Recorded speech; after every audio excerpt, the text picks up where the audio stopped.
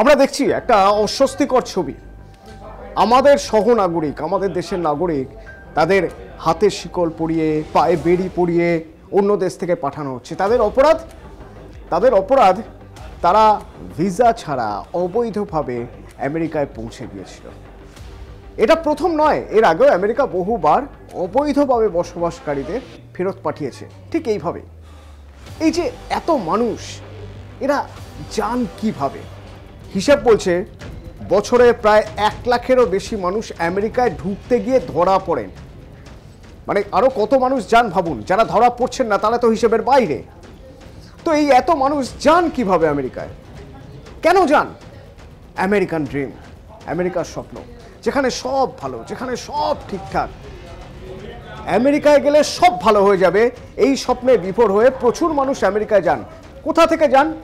হিসাব বলছে আমাদের দেশের 3টে রাজ্য, প্রথমে ছিল 2টো রাজ্য, এক হলো গুজরাট আর এক হলো পাঞ্জাব। এই 2টো রাজ্য থেকে সবচেয়ে বেশি মানুষ আমেরিকায় যান টাকা কামাবেন, ডলার কামাবেন, বলা ভালো ডলার কামানোর লোভে আমেরিকায় কেউ কেউ সেটেল হয়ে যেতে চান, কারণ ওখানে ওপারে স্বর্গ সুখ বিশ্বাস করেন। তো এরা কিভাবে যাচ্ছেন?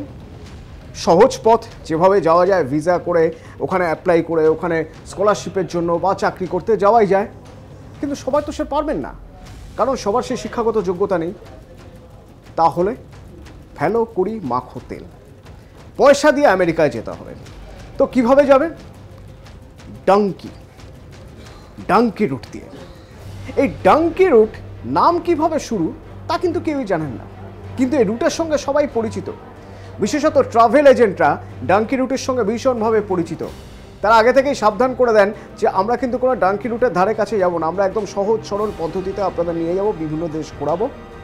ডাঙ্কি রুট নিয়ে এত মানে এরকম একটা স্টিগমা কেন ডাঙ্কি রুট নিয়ে? তার কারণ এই রুটে অবৈধভাবে আমেরিকায় পৌঁছানো যায়। আমেরিকায় পৌঁছানোর টিকিট ডাঙ্কি রুট। কিভাবে যাবেন? প্রথমে কিছু এজেন্সি রয়েছে, তাদের বলা হয় ডাঙ্কার। এই ডাঙ্কাররা আপনার কাছ থেকে টাকা নেবে, টাকা নিয়ে তাদেরকে আমেরিকার কাছাকাছি কিছু দেশে পৌঁছে দেবে। আমেরিকার কাছাকাছি দেশ কি কি? যদি আপনি উত্তর আমেরিকার দিকে যান তাহলে কানাডা, যদি আপনি দক্ষিণ আমেরিকায় ঢুকতে চান দক্ষিণ দিক দিয়ে তাহলে মেক্সিকো। এই 2টো জায়গায় পৌঁছে দেবে। তার জন্য কত টাকা নেবে জানেন? ধরে নিন মাথা পিছু এই 30 থেকে 60 লাখ টাকা। এরপরে কিন্তু দায়িত্ব আর তাদের নয়, যদিও তারা অনেক গালভরা কথা বলে যে ওখানে গিয়ে যাতে আপনি ঠিকঠাক আমেরিকার বর্ডার পর্যন্ত পৌঁছে যেতে পারেন, যাতে আমেরিকায় পৌঁছানোর পর আপনার আইনি জটিলতা না হয়, সেসব দেখবেন না। আদতে আপনি মেক্সিকো বা কানাডায় পৌঁছানোর পরে পাখি ফুরুত, যে এজেন্ট নিয়ে যাবেন তাকে আর খুঁজেও পাবেন না। এবার আপনি যাবেন কিভাবে? Donkey route. প্রথম ডাঙ্কি রুট আমি দেখাই, দক্ষিণ আমেরিকার দক্ষিণে পৌঁছবেন কিভাবে? না মেক্সিকো দিয়ে। দাঁড়ান, আপনাকে মেক্সিকোয় পৌঁছবে না, আপনাকে এজেন্ট নিয়ে পৌঁছে দেবে ব্রাজিল বা ইকুয়েডরে। কোথায় সেটা? এই দেখুন, হয় এখানে নয় ইকুয়েডরে। এখান থেকে এবার আপনাকে যেতে হবে আস্তে আস্তে আস্তে আস্তে কলম্বিয়া দিয়ে যাচ্ছেন আপনি। গিয়ে আপনি প্রথম বাধাটা কোথায় পাবেন জানেন? আপনি প্রথম বাধাটা পাবেন ঠিক এই জায়গাটা। এই যে দাগটা, এই দাগটা হলো সবচেয়ে বড় বাধা। আসলে এই দাগটা হচ্ছে একটা গ্যাপ। যদি আমরা ন্যাশনাল হাইওয়ে দেখি বা ইন্টারন্যাশনাল হাইওয়ে দেখি, ইন্টারন্যাশনাল হাইওয়ে পুরোটা এই পর্যন্ত এসেছে, আবার এখান থেকে ইন্টারন্যাশনাল হাইওয়ে শুরু হয়েছে। শুধুমাত্র এই যে সাদা দাগটা রয়েছে, এই জায়গাটা একটা গ্যাপ। এই গ্যাপটাকে বলা হয় ডেরিয়ান গ্যাপ। আসলে এটা একটা ন্যাশনাল পার্ক।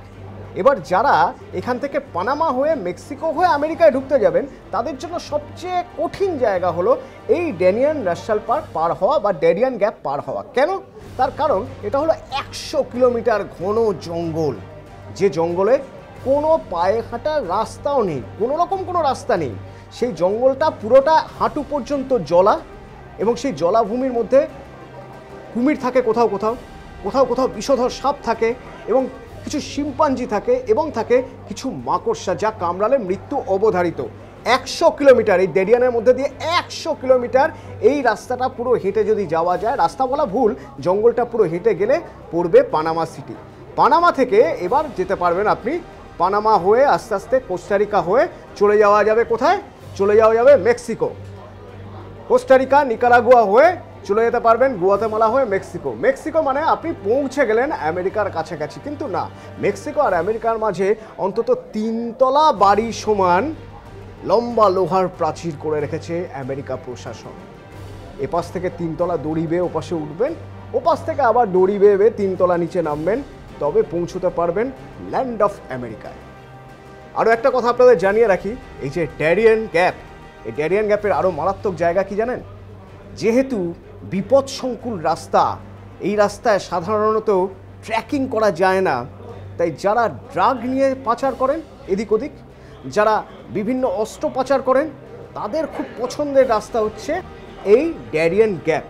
যদি একবার তাদের গায়ে আপনি পড়ে যান বা তাদের চোখে পড়ে যান, তাহলে তো হয়েই গেল, আর আপনার বাঁচার কোনো রাস্তা নেই। আপনি না হয় কোনোভাবে এই ড্যারিয়েন গ্যাপ পার হয়ে গেলেন, পানামা হয়ে হয়ে হয়ে আপনি এলেন গুয়াতেমালা হয়ে, আস্তে আস্তে মেক্সিকোয় পৌঁছে গেলেন। এখানে আপনাকে আরেকটা ধাক্কা খেতে হবে, কারণ এই মেক্সিকো থেকে আপনাকে আমেরিকায় পৌঁছতে গেলে মোটামুটি ধরে নিন একটা মরুভূমি পার হতে হবে, যে মরুভূমিতে আপনার 40 থেকে 45 ডিগ্রি টেম্পারেচার থাকে। সেটা পার হয়ে আপনি পৌঁছবেন আমেরিকার বর্ডারে। মূলত কানাডার এই অ্যালবার্তা দিয়ে সবচেয়ে বেশি অনুপ্রবেশকারী আমেরিকায় ঢোকার চেষ্টা করে, কারণ এই অ্যালবার্তা পার হয়ে গেলেই তাহলে আমেরিকায় ঢোকার টিকিট আপনি পেয়ে যাবেন। কিন্তু অ্যালবার্তা এই জায়গাটা মূলত এখান থেকে যদি আমি দেখি, এখান থেকে অ্যালবার্তা পর্যন্ত এই পুরো বিস্তীর্ণ অঞ্চল এই পুরো বিস্তীর্ণ অঞ্চল কনকনে ঠান্ডা থাকে, কনকনে ঠান্ডা। সেই ঠান্ডার মধ্যে দিয়ে সারভাইভ করে আসা, একরকম হেঁটে আসা বলা যেতে পারে, সেটা সবচেয়ে কঠিন। যদি অ্যালবার্তা পার হওয়া যায় তাহলে আমেরিকায় ঢোকার চাবিকাঠি আপনার হাতে। এটাকে বলা হয় শীতলতম মরুভূমি। এখানে তাপমাত্রা -25 থেকে -35 ডিগ্রি সেলসিয়াস। সেই তাপমাত্রার মধ্য দিয়ে হেঁটে আমেরিকা বর্ডার পর্যন্ত পৌঁছানোর আগে অনেক মানুষ মারা যান।